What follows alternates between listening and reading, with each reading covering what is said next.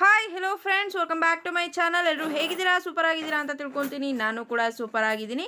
ಕೇಂದ್ರ ಸರ್ಕಾರದಲ್ಲಿ ಕೇಂದ್ರ ಬಜೆಟ್ ಮಂಡನೆ ಆಗಿದೆ ಅಂತಲೇ ಹೇಳ್ಬೋದು. ಸೊ ಈ ಒಂದು ಬಜೆಟ್ ಮಂಡನೆಯಲ್ಲಿ ಮೇನ್ ಯಾವ್ಯಾವ ಹೈಲೈಟ್ ಆಗಿದೆ, ಸೊ ಆ ಒಂದು ಉಪಯೋಗ ಆಗುವಂತಹ ರೈತರಿಗೆ ಆಗಿರ್ಬೋದು, ವಿದ್ಯಾರ್ಥಿಗಳಿಗೆ ಆಗಿರ್ಬೋದು, ಸೊ ಇದ್ರ ಬಗ್ಗೆ ಸಂಕ್ಷಿಪ್ತವಾಗಿ ತಿಳಿಸ್ಕೊಡ್ತೀನಿ. ಸೊ ಮೇನ್ ಹೈಲೈಟನ್ನು ತಿಳಿಸ್ಕೊಡ್ತೀನಿ. ಹಾಗಾಗಿ ವಿಡಿಯೋನ ಎಲ್ಲೂ ಕೂಡ ಸ್ಕಿಪ್ ಮಾಡೋದಕ್ಕೆ ಹೋಗಬೇಡಿ. ತುಂಬಾ ಇಂಪಾರ್ಟೆಂಟ್ ವಿಡಿಯೋ ಅಂತ ಹೇಳೋದಕ್ಕೆ ಇಷ್ಟಪಡ್ತೀನಿ. ಈ ಒಂದು ಮಾಹಿತಿಯನ್ನು ಎಲ್ರಿಗೂ ಕೂಡ ಶೇರ್ ಮಾಡಿ ಅಂತ ಹೇಳೋದಕ್ಕೆ ಇಷ್ಟಪಡ್ತೀನಿ. ಬನ್ನಿ ಫ್ರೆಂಡ್ಸ್, ವಿಡಿಯೋನ ಸ್ಟಾರ್ಟ್ ಮಾಡೋಣ. ಸ್ಟಾರ್ಟ್ ಮಾಡೋದಕ್ಕಿಂತ ಮುಂಚೆ ನೀವೇನಾದರೂ ಹೊಸದಾಗಿ ನಮ್ಮ ಚಾನಲ್ನ ನೋಡ್ತಾ ಇದ್ದರೆ ಸೊ ಪ್ಲೀಸ್ ಬೇಗ ಸಬ್ಸ್ಕ್ರೈಬ್ ಮಾಡ್ಕೊಳ್ಳಿ. ಜೊತೆಗೆ ಪಕ್ಕದಲ್ಲಿ ಕಾಣ್ತಿರುವಂಥ ಒಂದು ಬೆಲ್ಲೈಕನ್ನ ಕ್ಲಿಕ್ ಮಾಡಿ ದೆನ್ ಆಲ್ ಅನ್ನೋ ಆಪ್ಷನ್ ಮೇಲೆ ಕ್ಲಿಕ್ ಮಾಡಿದ್ರೆ ನಾನು ಹಾಕೋ ಪ್ರತಿಯೊಂದು ಹೊಸ ವಿಡಿಯೋದು ನೋಟಿಫಿಕೇಶನ್ ಎಲ್ರಿಗಿಂತ ಮೊದಲು ನಿಮಗೆ ರೀಚ್ ಆಗುತ್ತೆ. ಸೊ ಎಲ್ರಿಗಿಂತ ಮೊದಲು ವಿಡಿಯೋನ ನೀವೇ ನೋಡ್ಬೋದು. ಇದ್ರ ಜೊತೆಗೆ ಏನಾದರೂ ಫೇಸ್ಬುಕ್ ಪೇಜಲ್ಲಿ ವಿಸಿಟ್ ಮಾಡ್ತಿದ್ರೆ ಸೊ ಅಲ್ಲೂ ಕೂಡ ಫಾಲೋ ಮಾಡಿ, ಲೈಕ್ ಮಾಡಿ, ಕಮೆಂಟ್ ಮಾಡಿ, ಶೇರ್ ಮಾಡಿ, ಜೊತೆಗೆ ಸಪೋರ್ಟ್ ಮಾಡಿ ಅಂತ ಹೇಳೋದಕ್ಕೆ ಇಷ್ಟಪಡ್ತೀನಿ.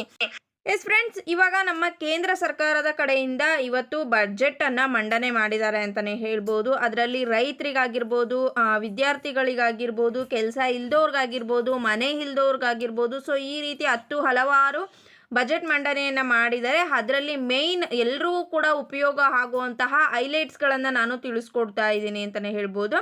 ಬನ್ನಿ ಫ್ರೆಂಡ್ಸ್, ಇವಾಗ ಮೊದಲನೇದಾಗಿ ನಾವು ನೋಡೋದಾದರೆ ರೈತರಿಗೆ, ಎಸ್ ಫ್ರೆಂಡ್ಸ್, ಮೊದಲನೇದಾಗಿ ರೈತರಿಗೆ 1,50,000 ಕೋಟಿಯನ್ನು ಮೀಸಲಿಡಲಾಗಿದೆ ಅಂತಲೇ ಹೇಳ್ಬೋದು. ಅಂತ ಅಂದರೆ ಈ 1,50,000 ಕೋಟಿ ಹಣವನ್ನು ಕೃಷಿ ಉಪಯೋಗಿ ಚಟುವಟಿಕೆಗಳಿಗೆ ಒಂದು ಬಳಸ್ಕೊಳ್ಳೋದಕ್ಕೋಸ್ಕರ ಮೀಸಲನ್ನು ಇಟ್ಟಿದ್ದಾರೆ ಅಂತಲೇ ಹೇಳ್ಬೋದು. ಸೊ ಇದರಿಂದ ತುಂಬ ಹಲವಾರು ಅನೇಕ ರೀತಿಯಲ್ಲಿ ರೈತರಿಗೆ ಉಪಯೋಗ ಆಗುತ್ತೆ ಅಂತಲೇ ಹೇಳ್ಬೋದು.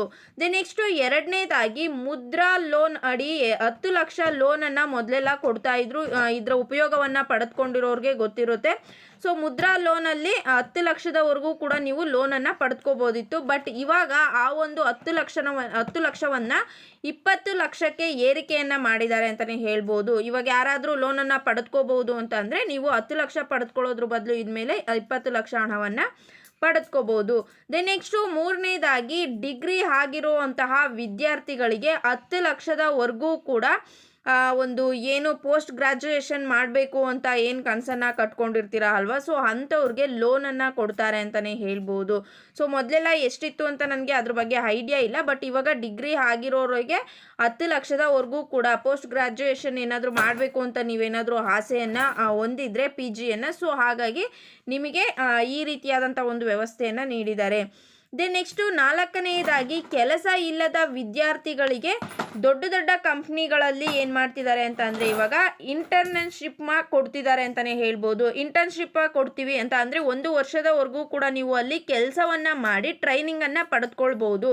ಇದರ ಜೊತೆಗೆ ನೀವು ಟ್ರೈನಿಂಗನ್ನು ಪಡೆದುಕೊಳ್ಳಿದ್ದು ಅಲ್ಲದೆ ನಿಮಗೆ ಪ್ರತಿ ತಿಂಗಳು ಕೂಡ 5,000 ಸಹಾಯಧನವನ್ನು ಕೂಡ ಕೊಡ್ತಾ ಇದ್ದಾರೆ. ಸೊ ನೀವು ಉಚಿತವಾಗಿ ಯಾವುದೇ ರೀತಿಯಾದಂತಹ ಇಂಟರ್ನ್ಶಿಪ್ನ ನೀವು ಪಡೆದುಕೊಳ್ಳೋ ಹಾಗಿಲ್ಲ. ಅಂತಂದರೆ ನಿಮಗೆ ಮಾಡೋ ಕೆಲಸಕ್ಕೆ 5,000 ಹಣವನ್ನು ಕೂಡ ಧನವಾಗಿ ಕೊಡ್ತಾ ಇದ್ದಾರೆ. ಜೊತೆಗೆ ಟ್ರೈನಿಂಗು ಕೊಡ್ತಾರೆ. ದೆನ್ ನೆಕ್ಸ್ಟು ನೀವು ಯಾವುದೇ ಬೇರೆ ಕಂಪ್ನಿಗಳಲ್ಲಿ ಆರಾಮಾಗಿ ಕೆಲಸವನ್ನು ಕಲ್ತಿರ್ತೀರ, ವರ್ಕನ್ನು ಕೂಡ ಮಾಡ್ಬೋದಾಗಿದೆ.